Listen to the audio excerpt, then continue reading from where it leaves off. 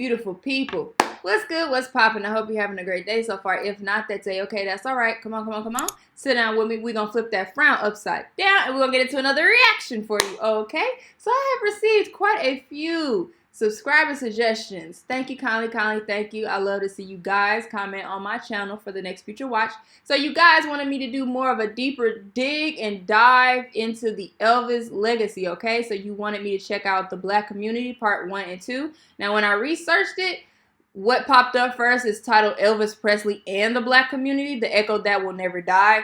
If this is the wrong video for, I'm guessing, the part 1 and 2 you guys want me to find, drop that comment down below. If you can, send a link in the comment, or just, copy and paste the link, so that way I can make sure that is the correct video, because I'm assuming this is what you guys want me to see, because again, this is what popped up first. And also, I did see some comments suggesting that I check out Graceland again. Like I did say in the previous video, I went when I was a little girl, so like I said, it's a very faint memory. I'm sure it's probably been updated by now and a bunch has changed. And if they allow cameras inside, I would love to upload a separate video for you guys, especially for the ones that cannot come to my city of Memphis, Tennessee to check out Graceland for the sole purpose of Elvis. So if we can get that done for you guys, that way I can, be educated myself, and of course educate you guys, and we can go see, some cool Elvis facts and learn more about this man's legacy and the great human that he was while he was here. So again, like I said, I would love to start doing more of those things like that for you guys, even just around my city. I can show you, some cool tourist attractions here. So yeah, let me guys know if you would be up for that. But let's not waste no more time. Let's dive back into some Elvis.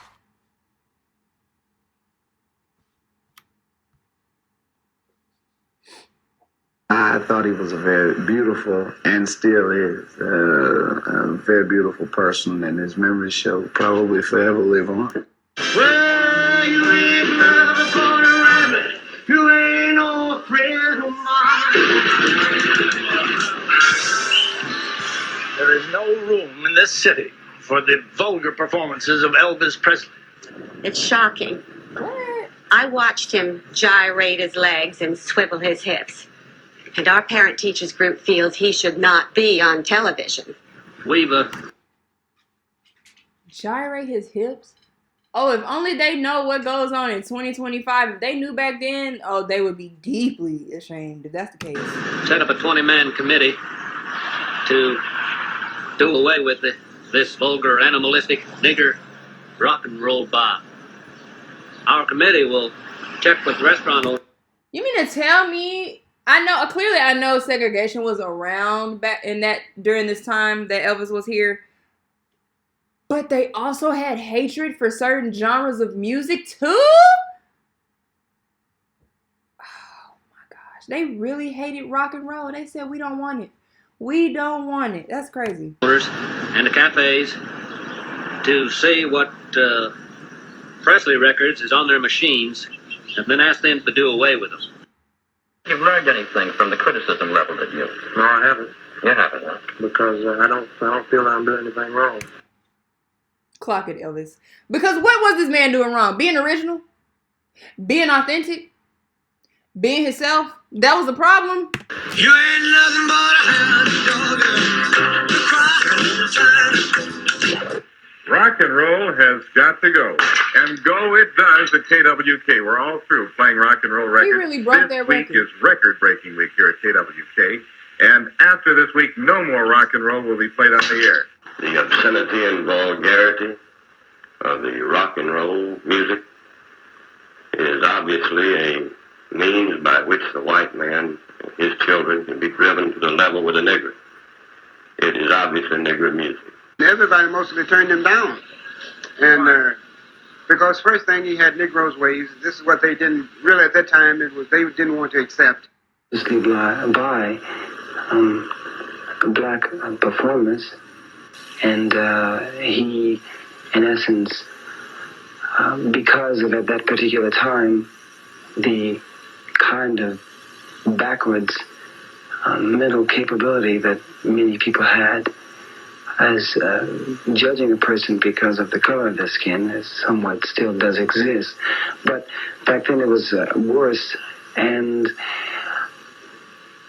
he actually, because of him being a Caucasian brother, he was able to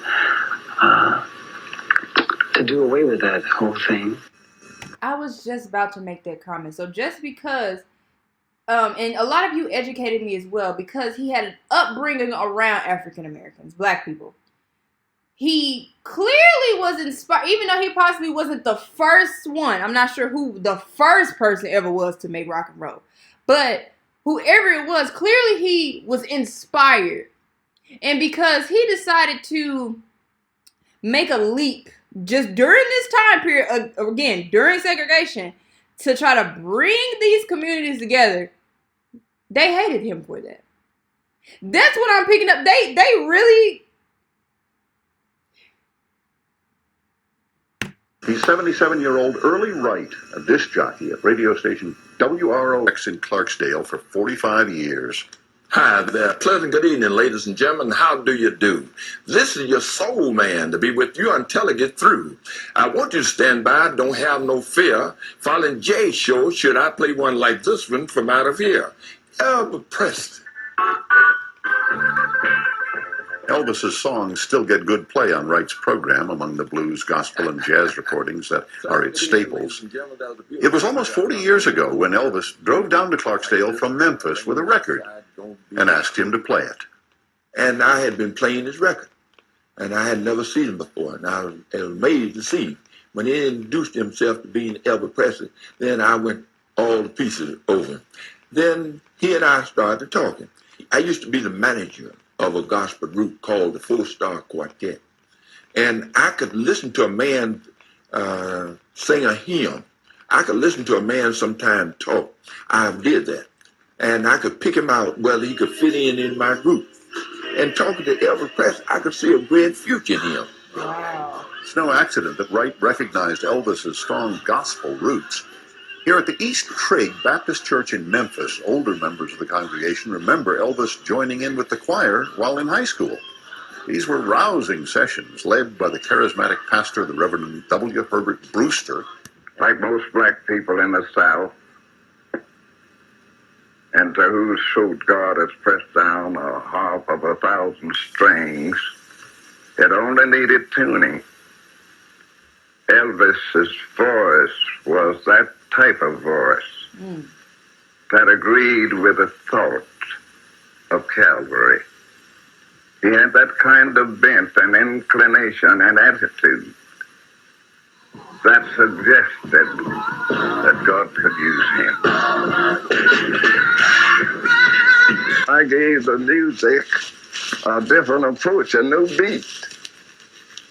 I knew that it wasn't going to hurt if I said, "Let's Jesus bear the cross alone," whether I've said with 1 beat, 2 beat, whether I've said it high or low.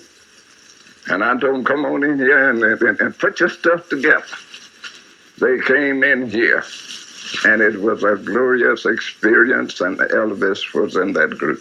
Elvis came out with a style of his own, and it was very creative. And once he got into it and you got that feel, Elvis just took off like a late freight. And with Elvis doing this kind of music, gave an injection to black music that no other artist had ever done.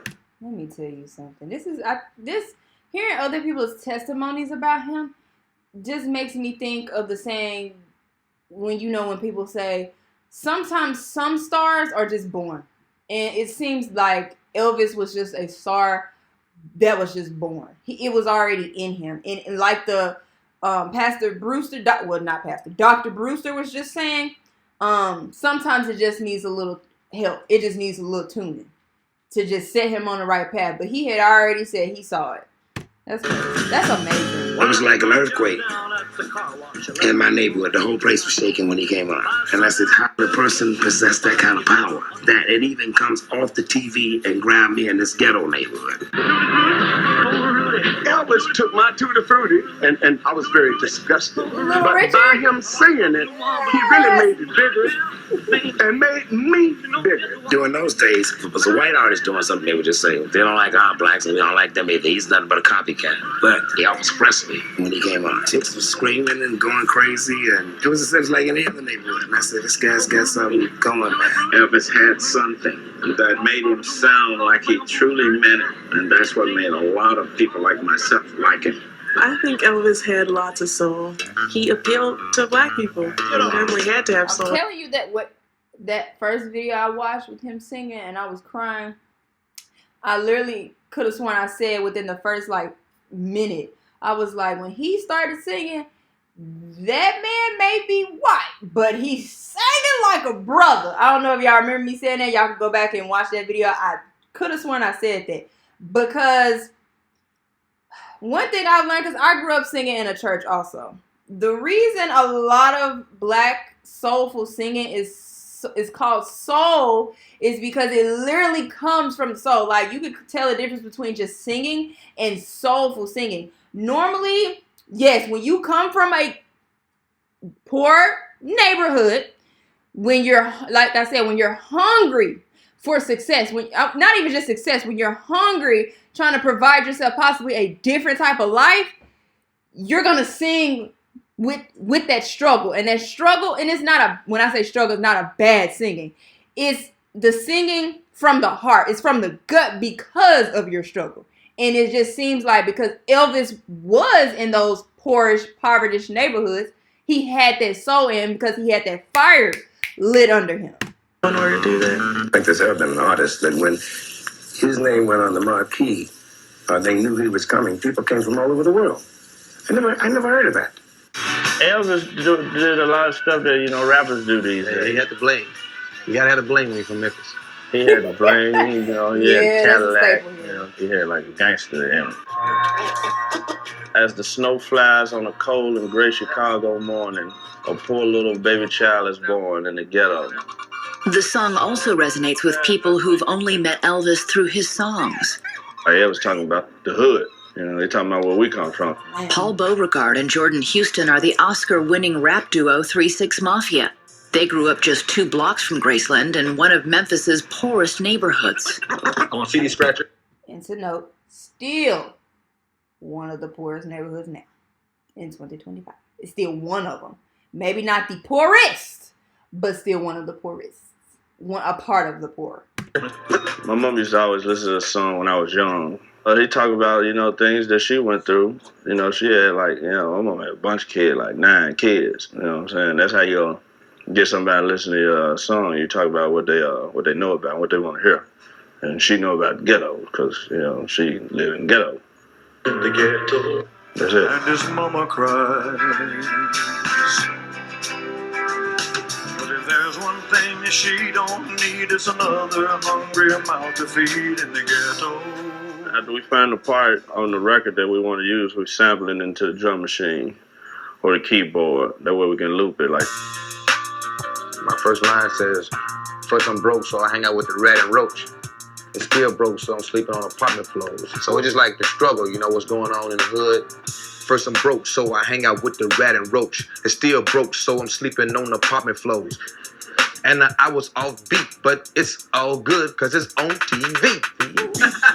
Maybe do some edits, make me look cool, maybe put my name in the credits.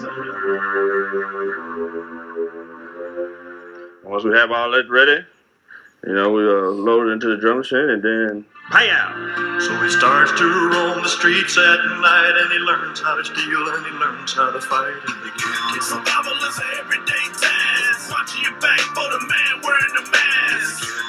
I say you might get stuck if you in the hood looking like you came up. We ride old school whips, high off the ground right beside a player hill. It ain't as bad as it seems, we still stay fly looking so clean.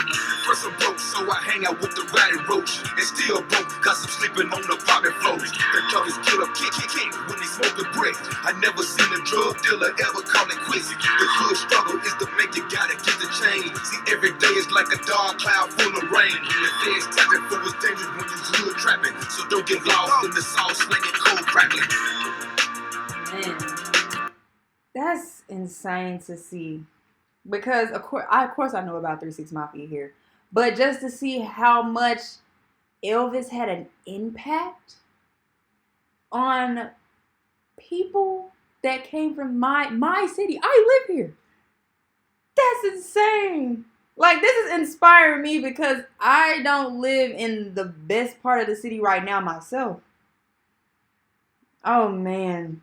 Man. His impact was incredible. So help your brother along the way, no matter where he starts. For the same God that made you, made him too. These men with broken hearts. Look at baby Elvis. During the 60s and early 70s, when tensions between blacks and whites were at an all-time high, Elvis demonstrated his desire for racial reconciliation in the musicians that he chose and the treatment they received. And I think that's where the full circle comes in with some of you guys' comments. When I was saying my ancestor, look, sometimes this is not scripted, okay? So everything normally is off of the dome. I did not mean to say ancestor. Clearly, I know Elvis has not been gone that long. I'm sorry, y'all. I meant to say like a past relative of mine. I think I was just talking too fast and just trying to get through my intro. But yeah, it comes full circle what you guys were saying, that he specifically chose clearly African American chefs, chauffeurs, basically his employees. He specifically did that because he was trying to bridge the gap going on during segregation. When we first decided to take the gig with Elvis, we had no idea that there would be any racial flack regarding it. Our first racial encounter was when we went to Texas. Elvis was told by his people that, well, you can leave the black girls home. You don't have to bring them. Wow. So Elvis wasn't going to do the Astrodome unless his girls could be with him. And he demanded that we be given the star treatment. We had to be in our convertible where everybody could see us and our little blonde could drive us. And that was his statement. You don't like it? Deal with it, or I'm not going to be there. And I thought that was very big of him. When I joined the group in 1972, they took a big chance because there were no blacks in contemporary or Southern gospel music, and I was the first one, and it made all the headlines and everything. It was in Billboard and all the newspapers in Tennessee. And my first time meeting Elvis he had a folder full of clippings of things that he had read about me. As a matter of fact, the Imperials brought me to his suite, and he gave me this folder with all the clippings, and he personally welcomed me into the family. And for a guy who, didn't really know where he stood, this was very important, that he acknowledged my presence and, made me feel very much a part of what we were all doing. And right away, he treated me like he'd known me for years. He gave me one of those TCB chains and everything, and I was just one of the guys, and I never forgot that. And I've been around him with other people of color, and I've only seen him give love. He was very generous to people that he didn't even know.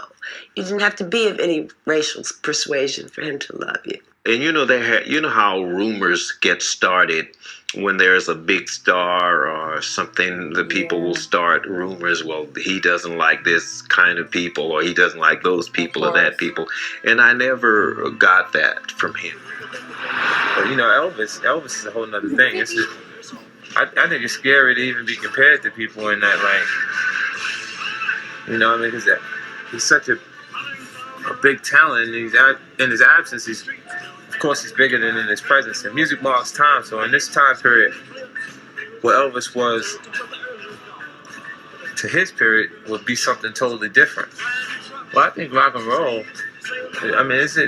what he brought to Vegas is more than rock and roll. I mean, I think there's so much going on out here on the entertainment front. Like right now, you'll see the likes of Celine Dion and Tony Braxton. It's a lot going out here. You know what I mean? As far as rock and roll is concerned, it's great. I mean, Elvis Presley was able to do things that haven't been able to be duplicated to this day. Black American music influenced Elvis. The fact that I was just about to say that that I was hearing this this stigma. I wouldn't say I don't know if stigma would be the right thing to say. This basically this going around about Elvis is that he stole rock and roll. And hearing all these testimonials, that's what I was saying. Like I think like 5 minutes into the video. He may have not been the first one to do it. Does not mean he stole it. He clearly was simply inspired. And he took what he clearly learned and he put his own twist on it. How is that stealing? Like that. As somebody in the black community, I cannot stand when my fellow black brethren and sisters, when we sit there and we say, somebody stole this. No, there's a line between inspired versus stealing. This man was on the inspired end, clearly. people say, well, he's the king of it all, king of rock and roll. It's a slap in the face to those that made the music possible in the first place. Not to say he wasn't brilliant. I think he was a fantastic, talented singer. I don't think he ripped them off. I think once something has been exposed, anyone can add or take from it. What did I just say? When you're inspired, you learn, you take what you want to take, but to make something your own, you also have to put your own twist on it. He did that. That's not stealing at that point. Great, so powerful. Stealing would be, oh, I'm going to copy everything verbatim for verbatim. So hot, so anything that he played, it became a hit.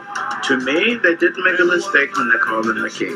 The only thing I want to know, was he my friend? Did I Yeah, I was just about to say, wasn't this the other guy I just reacted to? Yeah, Sammy Davis Jr. with you all. enjoy him as a performer? Did he give the world of entertainment something? Yes, on all counts. And that's the name of that tune. He was a bundle of energy set to music.